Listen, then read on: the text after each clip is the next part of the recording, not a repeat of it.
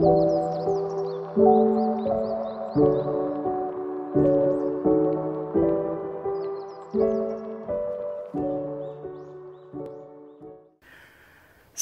warahmatullahi wabarakatuh. Perkenalkan, nama saya Alika Rafael Putra Seherman dengan NPM 10070123102.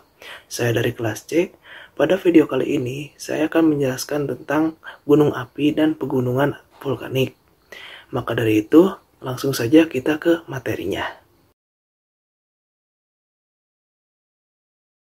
Apa itu gunung api dan pegunungan vulkanik? Gunung api atau vulkano adalah aktivitas geologi yang disebabkan oleh magma dari inti bumi menuju permukaan. Hal ini menyebabkannya keluarnya material-material seperti abu, gas, dan lava pada saat proses meletus. Hal ini dapat membentuk gunung yang memiliki kerucut pada ujungnya. Lalu, apa itu pegunungan vulkanik? Pegunungan vulkanik adalah pegunungan yang terbentuk dari material-material yang mengendap seiringnya waktu, diakibatkan oleh aktivitas gunung api. Hal ini dapat membentuk ciri khas seperti bentuk kerucut dan mempunyai lereng yang cukup curam.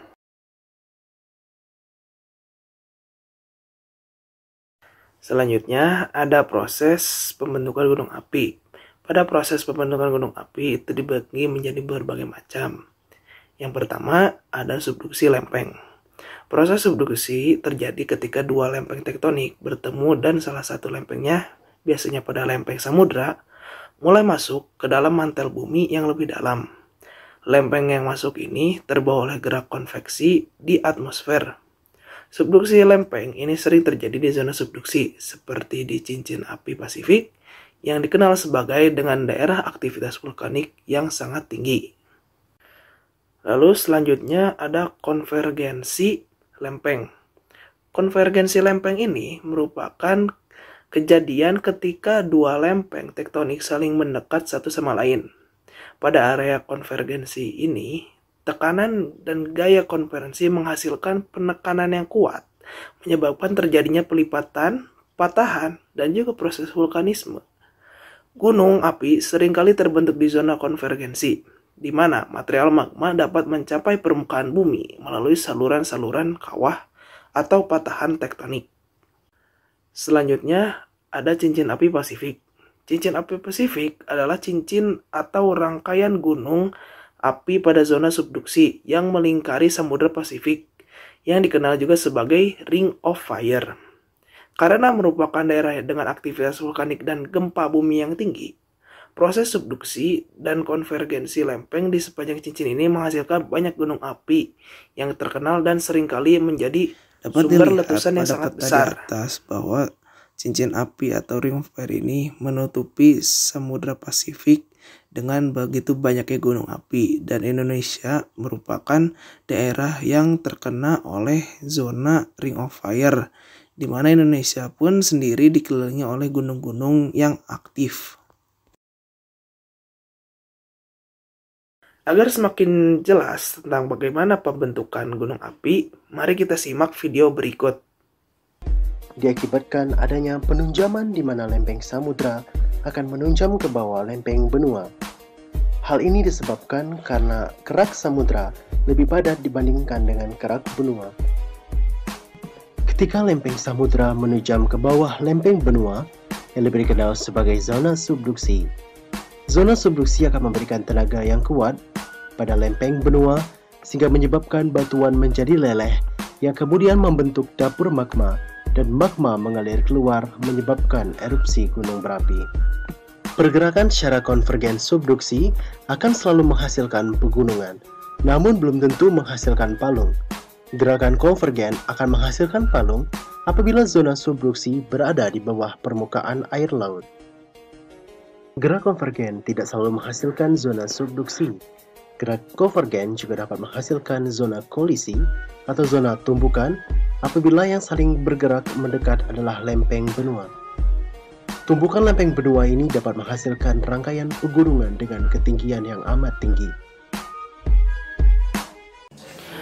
Pada video barusan dapat dilihat bahwa adanya penjelasan tentang lempeng benua ataupun lempeng Pasifik yang bertemu ataupun saling menjauh mengakibatkan terjadinya pembentukan gunung api.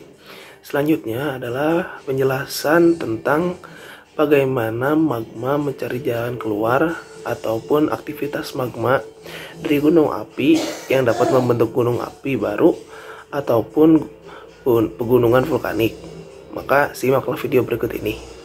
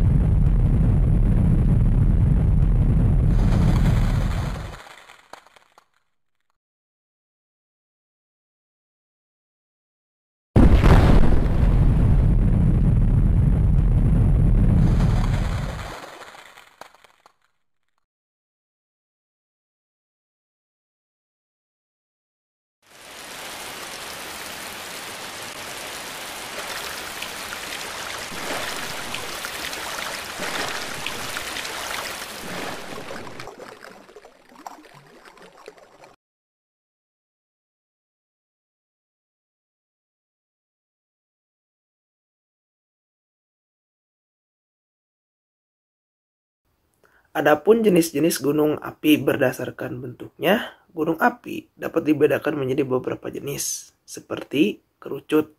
Gunung api dengan bentuk kerucut yang tajam dan terbentuk dari letusan vulkanik yang eksplosif. Yang kedua ada perisai. Gunung api dengan bentuk landai yang terbentuk dari letusan lava yang cair dan mengalir ke permukaan. Lalu yang terakhir ada kaldera. Gunung api yang mengalami letusan besar sehingga membentuk kawah besar di dalamnya.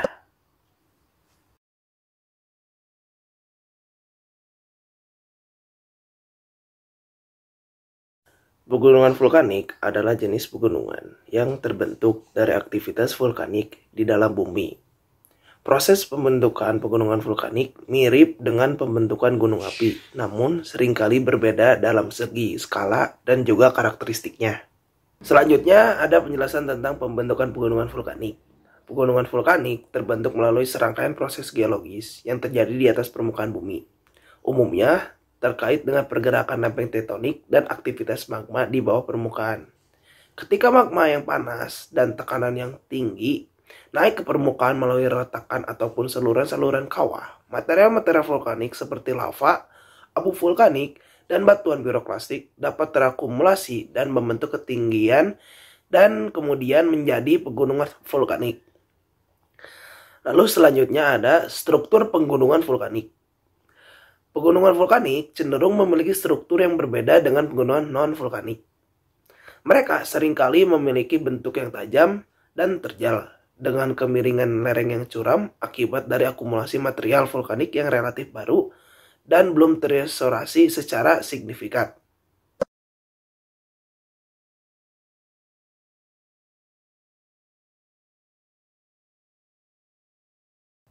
Berikutnya ada dampak positif dan negatif. Aktivitas vulkanik pada gunung api dan pegunungan vulkanik dapat memberikan dampak positif dan negatif bagi lingkungan dan manusia di sekitarnya. Berikut adalah penjelasan mengenai kedua sisi dampak tersebut, yaitu dampak positif. Yang pertama ada mengenai tanah subur. Material vulkanik seperti lava dan abu vulkanik mengandung nutrisi yang baik untuk pertumbuhan tanaman. Hal ini membuat daerah sekitar gunung api menjadi subur dan cocok untuk pertanian. Yang kedua, ada sumber energi geotermal. Aktivitas vulkanik menciptakan sumber energi geotermal yang dapat dimanfaatkan untuk pembangkitan listrik dan pemanasan rumah tangga. Lalu yang terakhir ada pariwisata. Gunung api dan pegunungan vulkanik yang aktif atau memiliki keunikan geologi sering menjadi tujuan wisata alam yang menarik, memberikan dampak ekonomi positif bagi daerah tersebut. Berikutnya adalah dampak negatif. Yang pertama ada ancaman letusan. Letusan gunung api dapat mengakibatkan dampak yang sangat destruktif bagi lingkungan dan manusia di sekitarnya, termasuk awan panas, aliran piroklastik, hujan abu, dan longsor lahar. Yang kedua ada kerusakan lingkungan.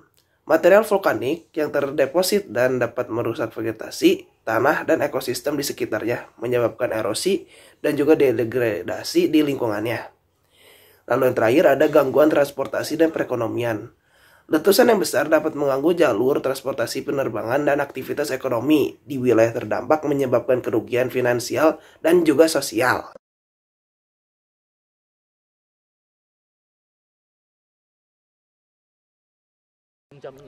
Kepulan asapnya naik tinggi ke angkasa ini. Wah, ini salah satu yang paling besar pagi ini saya lihat ini. Itu abunya menutupi bagian tubuh gunung berapi yang segede ini. Ini pasti nanti jatuh sebagai hujan abu. Abunya. Ya ini Semakin siang kabut mulai menutupi tubuh gunung berapi ini, tapi masih bisa kita pantau kalau ada guguran ya seperti ini.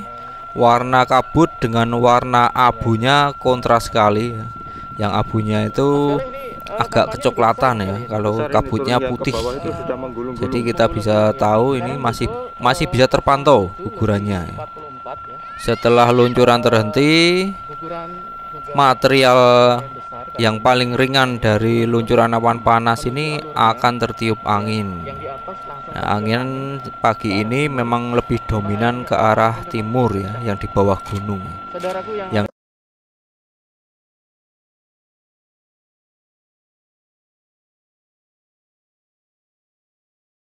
Dan terakhir kita dapat simpulkan dari video kali ini bahwa gunung api merupakan suatu aktivitas geologi yang terbentuk oleh aktivitas magma, sedangkan untuk pegunungan vulkanik adalah suatu pegunungan yang terbentuk oleh aktivitas gunung api. Maka dari itu kita juga sudah mengetahui beberapa sebab akibat ataupun penyebab terjadinya letusan gunung api, dan adapun dampak positif maupun negatif dari letusan gunung api itu sendiri. Agar lebih jelas, mari kita tonton video terakhir ini. Dari 1.500 gunung berapi di seluruh dunia, ternyata jika dirata-ratakan, hampir setiap minggunya ada aja gunung berapi yang meletus. Tapi pertanyaannya, kenapa gunung berapi itu perlu meletus?